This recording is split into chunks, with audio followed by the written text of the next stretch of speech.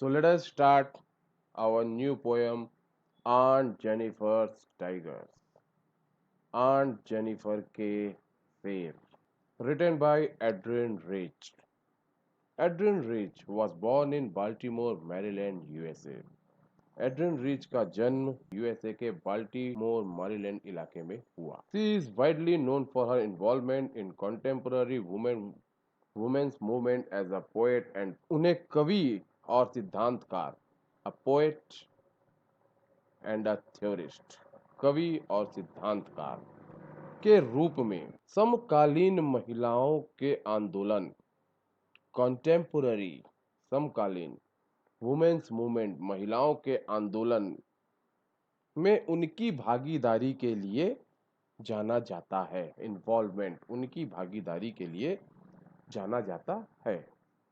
She has published 19 volumes of poetry, 3 collections of essay and other writings.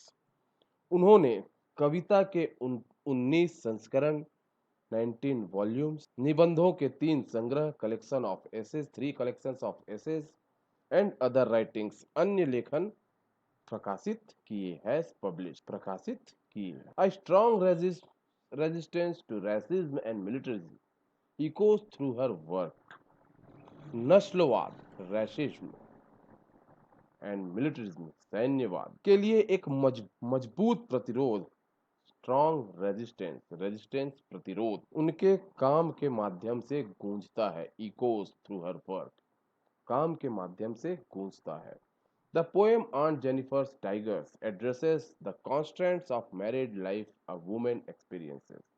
यह जो हम अभी पोयम पढ़ने जा रहे हैं, Aunt Jennifer's Tigers, यह संबोधित करता है द कॉन्स्टेंट्स, बाधाओं को, of married life, constants of married life, वैवाहिक जीवन की बाधाओं को जो कि एक महिला अनुभव करती है। What is in the lines of Adrian rich? Adrian Rich बताती हैं कि एक उन्होंने एक पात्र बनाया है आंट जेनिफर, जो कि एक एम्ब्रॉयडरी का काम कर रही हैं। क्या कर रही हैं? एम्ब्रॉयडरी का काम कर रही हैं, कढ़ाई का कार्य कर रही हैं। और कढ़ाई के तौर पे उन्होंने अपने चित्र में शेर बनाए हुए हैं। तो वह पहले तो अपने शेर के बारे में बताती हैं, दूसरे स्टैंजा में वह अपने बारे में बताती हैं, और तीसरे स्टैंजा में वह अपने दुखों के बारे में बताती हैं। यह जो पोयम है यह पूरी तरीके से सिंबॉलिक है, प्रतीकात्मक है। इसमें बहुत से प्रतीक लिए गए हैं, जैसे आंट जेनिफर स्वयं एक प्रतीक है, एड्रिन रीच के द्वारा बनाई हुई, जो कि एक ऑप्रेस्ड मैरिड वुमेन, दबी हुई वैवाहिक महिला के चरित्र को दर्शाती हैं। यहाँ पर जो टाइगर है वो जैसा कि हमने बताया कि टाइगर्स, यहाँ पे शेर को कई रूपों में प्रतीक किया गया है, इनके कई प्रतीक हैं। आगे के हम स्टेंजास में हम देखते जाएंगे कि कौन कौन से प्रतीक किस किस रूप में आए हैं। तो सबसे पहले आंट जेनिफर टाइगर्स, वह उसके बारे में बताती हैं कि वह टाइगर कैसा है। Aunt Jennifer tigers prance across a screen. Aunt Jennifer का जो टाइगर है वह क्या कर रहा है? वह जो पटल है, वह जो स्क्रीन है जिस पर वह चित्रकारी कर रही है, उससे उछल कर बाहर आ रहा है, उछल कूद मचा रहा है। Bright topaz denizens of a world of green, वह उसके रंग के बारे में बताती है। ब्राइट टोपाज, चमकीला पुखराज, टोपैज, पुखराज। यहाँ पर एक मेटाफर का इस्तेमाल किया गया है। Bright topaz is a metaphor for the colour of tiger.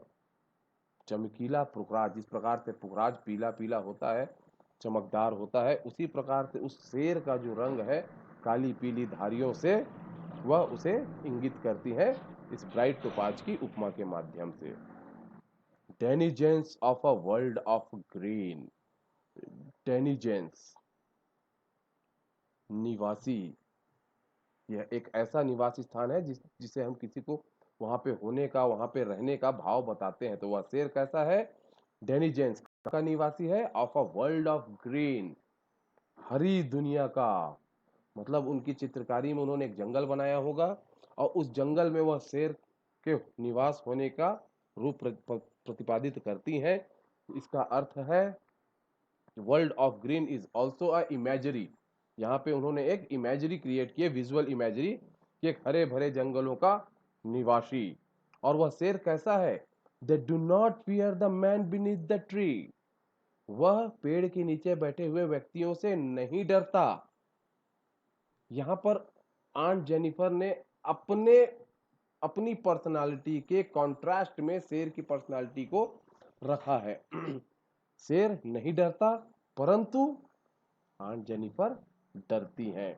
Aunt Jennifer is a victim of male dominating society. वह पुरुष प्रधान वर्ग के दबावों के नीचे दबी हुई एक महिला है, लेकिन उनका जो शेर है वह किसी से नहीं डरता। They pace in sleek chivalric certainty. वह एक सूरवीरों की निश्चिंतता के भाव से दौड़ लगा रहा है। अगेन यहाँ पे एक शेर को दो प्रकार से सिंबलाइज किया गया। यहाँ पे एक सलाह एड्रिन रिच ने पुरुष वर्ग को दिया है, क्योंकि कैवलरिक जो वर्ड है, कैवलरिक, इसके दो अर्थ होते हैं। पहला तो सूरवीर, जिसे उसने शेर के साथ जोड़ दिया, अपने भय के कॉन्ट्रास्ट में बता दिया कि वह सूरवीर है पर वह डरी हुई है। और यहाँ पे एक कैवलरिक शब्द का अर्थ होता है मर्यादा पूर्ण व्यवहार। यह मिडिएवल टाइम्स में, मध्ययुगकालीन काल में पुरुषों का महिलाओं के प्रति किया जाने वाला मर्यादा पूर्ण व्यवहार के लिए भी इस्तेमाल किया गया। मतलब यहाँ पर जो हमारी कवित्री हैं एड्रिन रिच, वह पुरुषों को यह सलाह देना चाहते हैं कि आप भी महिलाओं के साथ उसी प्रकार का मर्यादा पूर्ण व्यवहार कीजिए जो आंट जेनिफर के साथ नहीं हो रहा है। और यहाँ पर आप देखेंगे कैवलरिक certainty, again the use of one poetic device which is called alliteration, the repetition of words। यहाँ पर सी कैवलरिक, सी सर्टेनिटी की रिपीटेशन हो रही है। अब दूसरे स्टैंजा में हम आते हैं। दूसरे स्टैंजा में फिर एड्रिन रिच बताती है, aunt Jennifer's fingers fluttering through her wool find even the ivory needle hard to pull, the massive weight of uncle's wedding band sits heavily upon Aunt Jennifer's hand। Aunt Jennifer के हाथ, उनके जो ऊन है जिससे वह कढ़ाई कर रही हैं, उस पर कांप रहे हैं, और उन्हें जो वह आइवरी निडल, हाथी दांत की बनी हुई जो सलाई है, वह तक उठाने में बहुत ज्यादा तकलीफ हो रही है, मेहनत पड़ रही है। क्यों? क्योंकि the massive weight of uncle's wedding band, जो वेडिंग बैंड है, जो सगाई की अंगूठी है जो उन्हें अंकल ने प्रदान की थी, उसके वजन से, जो कि sits heavily upon aunt Jennifer's hand, जो कि आंट जेनिफर के हाथों पर बहुत ही वजन के तौर पर बैठा हुआ है। यहाँ पर फिर यहाँ पर सिंबल का प्रयोग किया गया है, aunt Jennifer's fingers fluttering through her wool. मतलब यहाँ पे वह अपने पति के uncles, who is uncle here, uncle means aunt Jennifer's husband, वह अपने हस्बैंड से इतना ज्यादा डरी हुई है, इतना भयक्रांत है कि उनको जब कढ़ाई कर रही हैं तो उनके हाथ उस ऊन के ऊपर कांप रहे हैं, और वह इतना ज्यादा डरी हुई हैं कि वह अपने वो जो छोटा सा जो हाथी दांत का बना हुआ जो निडल है, आइवरी हाथी दांत की जो सलाई है, वह भी उठाने में तकलीफ हो रही है। यहाँ पे उनके हस्बैंड के डोमिनेंस को, उनके हस्बैंड के प्रभाव को, हो सकता है कि उन्हें एम्ब्रॉयडरी का काम पसंद ना हो और वह उनसे छुप कर करती हो, और इसीलिए वह डरी हुई है कि कहीं वो आएंगे और मोरे पर बिगड़ेंगे। तो यहाँ पर एक मेल डोमिनेटिंग सोसाइटी में जो एक पुरुषों का महिलाओं के ऊपर जो दबाव होता है, जिससे महिलाएं डरी हुई होती हैं, उसे बताने का प्रयास किया गया है। फिंगर्स फ्लटरिंग, फ्लटरिंग कांपना, लहराना, थरथराना। और यहाँ पर एक पोएटिक डिवाइस एलिट्रेशन का फिर से इस्तेमाल किया गया है, फिंगर्स का एफ, फ्लटरिंग का एफ, रिपीटेशन ऑफ एफ। और फिर यहाँ पर एक सिंबल यहाँ पर हमें देखने को मिलता है, वेडिंग बैंड। आप ध्यान देंगे, वेडिंग बैंड सगाई की अंगूठी, बैंड एक बंधन के रूप में उसे बताया गया है, जो कि किसका है? Uncle's. This is not, the belonging is for uncle, ये अंकल की है। वह वेडिंग बैंड आंट की नहीं है, आंट जेनिफर की नहीं है, वह अंकल की है। और द मैसिव वेट, ये जो मैसिव वेट है, भारी वजन, यह उनके वैवाहिक जीवन के कर्तव्यों का बोझ है, जो जिसे वह अपने ऊपर बोझ के ऊपर ले रही है, जो कि अंकल के से विवाह करने के बाद उन्हें प्राप्त हुआ है। तो यहाँ पर जो मैसिव वेट है, जो वैवाहिक जीवन का जो दबाव है, जो प्रभाव है, उसे वह एक बोझ के तौर पर बताती हैं, जो कि उनके हाथों पर मतलब उनके ज़हन में पूरी तरीके से बैठा हुआ है। उनके अंदर उनके पति का भय बैठा हुआ है। उनके सगाई की अंगूठी बार-बार उन्हें उस चीज़ का एहसास दिलाती है और वह इतना डरी हुई हैं कि वह अपने स्वेच्छा से कोई कार्य भी करने में भयभीत रहती हैं। अब अंतिम स्टैन्ज़ा में आप देखेंगे, पहले 2 स्टैन्ज़ास में एड्रिन रिच ने आंट जेनिफर से शुरुआत की थी और यहाँ पे when aunt is dead the Jennifer is vanished. ये यहाँ पर यह बताता है कि वह इतना ज़्यादा अपने आप को शोषित, प्रसादित या ऑप्रेस्ड महसूस कर रही हैं कि वह अंत के आते-आते अपना नाम तक भूल जाती हैं। और when aunt is dead her terrified hands will lie still ringed with ordeals she was mastered by। बहुत ही प्यारी 2 लाइनें हैं। यहाँ पर कवित्री ये बताना चाहते हैं कि वह जो दबाव है, वह जो उनके अंदर प्रभाव है अपने पति का, अपने घर के प्रति कार्यों का, वह उनके कांपते हाथों में, भयभीत हाथों में स्टिल रिंग्ड, रिंग्ड मतलब यहाँ पर वह अंगूठी से नहीं है, स्टिल रिंग्ड, घिरा हुआ होगा, वह उससे उनके मृत्यु तक भी घिरे रहेंगी। जब भी उनकी मृत्यु हो जाएगी तब तक वह उससे घिरे रहेंगी। और वह किस चीज से? विथ ऑर्डियल्स। ऑर्डियल्स एक बुरी यादों का सिलसिला है जिन्हें आप याद रखते हैं। ऑर्डियल्स आजमाइश, अग्नि परीक्षा इसका वास्तविक अर्थ है ऑर्डियल्स। अग्नि परीक्षा मतलब आप तरह तरह के चीजों में आजमाए गए हैं, आपकी परीक्षाएं ली गई हैं आपको, और वह एक बुरी याद के तौर पर आपके ऊपर बैठी हुई है। सी वॉज मास्टर्ड बाय, किनके द्वारा यह किया गया है? जिनके वह अधीन है, मास्टर्ड। यहाँ पे मास्टर्ड शब्द बताता है अधीनता। आप अगर किसी के अधीन हो तो he is your mastered, he is mastering you. तो यहाँ पर आंट जेनिफर किसके किसके मास्टर्ड में है? अपने पति के, मेल डोमिनेटिंग सोसाइटी के अधीन में है, जिनके द्वारा, जिनकी आजमाइशों के तहत वह सदा दिन घिरे रहेंगी और मृत्यु पर्यंत भी वह उनके साथ रहेगा।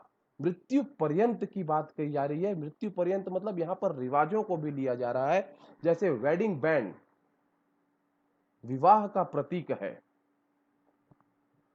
उससे यह दर्शाया जा रहा है कि एक महिला एक पुरुष से विवाहित होकर उसकी अर्धांगिनी बनती है, उसके अधीन आ जा रही है। यहाँ पे अधीनता बताया गया, अर्धांगिनी नहीं बताया गया है। और इसकी तरह जब उसकी मृत्यु हो जाएगी, the wedding band is also a ritual, और मृत्यु हो जाएगी तो as per the rituals of the man dominating society, जो पुरुष वर्ग के रिवाज होंगे उनके अनुसार उनके मृत्यु कर्म को, उनका क्रिमिटाइजेशन किस प्रकार से किया जाएगा? जैसा उनके पति के यहाँ रिवाज होगा। तो मृत्यु के बाद भी उन्हें अपनी स्वतंत्रता प्राप्त नहीं होगी, वह अपने मन से अपने क्रियाकर्म को भी करवाने में सक्षम नहीं होंगी। और अंतिम 2 लाइनों में वह फिर कंपैरिजन करती हैं, फिर वही बात बताती हैं कि अपने और टाइगर के पर्सनालिटी में जो कॉन्ट्रास्ट है उसे वह खुलकर सामने रखती हैं। The tigers in the panel that she made, जो पैन जिस पट पे वह जिस उन्होंने वह शेर बनाया हुआ है, will go on prancing proud and afraid unafraid, वह क्या होगा? वह उसी प्रकार से उछल कूद करता हुआ गर्व से बिना डरे घूमता रहेगा। मतलब यहाँ पर एक कॉन्ट्रास्ट है, आंट जेनिफर का चरित्र डरा हुआ, सहमा हुआ, और उनका शेर स्वतंत्र, गौरवान्वित और निडर है। तो यहाँ पर एक कॉन्ट्रास्ट उनके भाव में और शेर के चरित्र में पैदा किया गया है। वह अपने अंदर की इच्छाओं को शेर के माध्यम से बताना चाहती हैं। और यहाँ पर आप देखेंगे prancing प्राउड, यहाँ पर भी एक पोइटिक डिवाइस एलिट्रेशन का इस्तेमाल किया गया है, prancing पी, प्राउड पी। और आपको यहाँ पर एक और poetic device, terrific hands, the hands are not terrified हो सकते हैं, भयक्रांत हो सकते हैं, आतंकित हो सकते हैं, नहीं, आतंकित वह होगा जिसके वह हाथ हैं। तो यहाँ पर एक ट्रांसफर्ड एपिथेट का इस्तेमाल किया गया है। So that is all with your poem on Jennifer's tiger. Thank you.